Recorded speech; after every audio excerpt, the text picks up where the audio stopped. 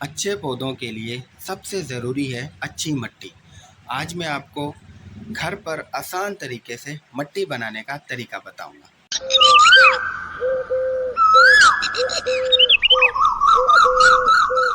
तो ये मैं नहर के साथ आया हूँ। यहाँ से मैंने रेत उठाई है, जिसे मिट्टी बोलते हैं, काली रेत भी बोलते हैं। ये मैंने एक बोरा उठाया। उसके बाद ये गाय भैंसों का जो गोबर होता है, सूखा हुआ गोबर उठाना है आपने, ज्यादा गीला हो, पुराना गोबर हो, वो मैंने उठाया यहाँ से एक बोरा, और इसे अब मैं घर लेकर आया हूँ। अब ये जो गोबर है इसे हम मिक्स करेंगे, ये रेत को और गोबर को।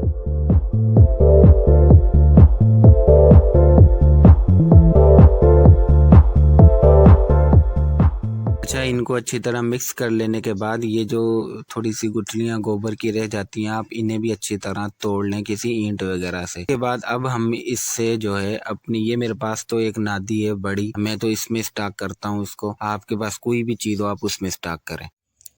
आप इसे 30-40 दिन तक यूं ही रहने दें ताकि ज़बरदस्त मिट्टी तैयार हो, और इसमें वक्त के साथ साथ पानी डालते रहें, और किचन वेस्ट जो भी हो वो भी आप इसमें डालें, तो ये एक ज़बरदस्त खाद तैयार हो जाएगी।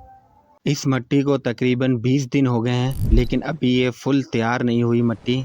लेकिन मैं ये नहर से और रेत लेकर आया हूँ।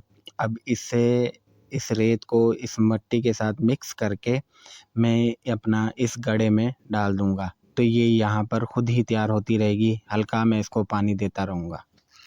इसमें जो गोबर है, गोबर खाद और ग़िज़ाई ताकत देता है, जबकि नहर वाली रेत जो है वो मिट्टी को नरम रखती है और पानी का निकास अच्छा करती है, और पौधों की जड़ें मजबूत और तेज बढ़ती हैं। ये मिक्सचर पौधे लगाने के लिए एक बेहतरीन फार्मूला है।